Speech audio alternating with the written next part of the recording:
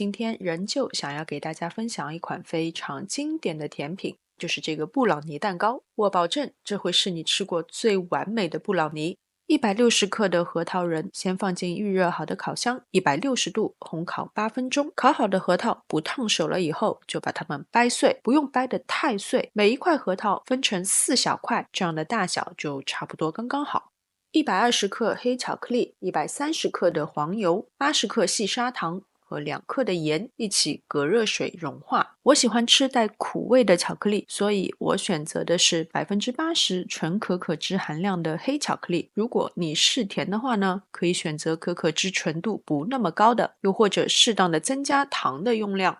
4个鸡蛋打散，一边快速地搅拌巧克力混合物，一边缓慢地倒入打散的蛋液，直到它们彻底混合拌匀。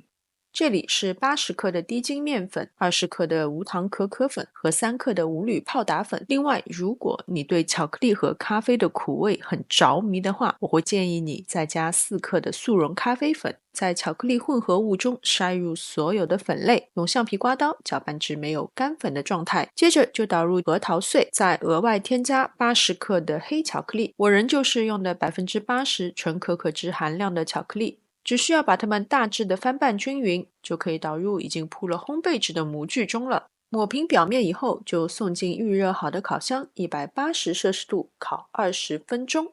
出炉以后，把蛋糕移至网架上，只要晾至不烫手的状态，就可以切块享用了。温热的时候吃是最好吃的。这个配方真的是太完美了，非常标准的软心脆皮，最后添加的那些块状的巧克力会有爆浆的效果。低糖的配方再加上高品质高纯度的巧克力，咬一口浓郁醇香的巧克力在舌尖化开，真的非常非常让人着迷。还是这句话，你永远可以相信我的蛋糕配方。好了，今天的视频就到这边，非常感谢大家的观看。喜欢我的视频，请记得点赞、分享和关注我的频道。我们下次再见。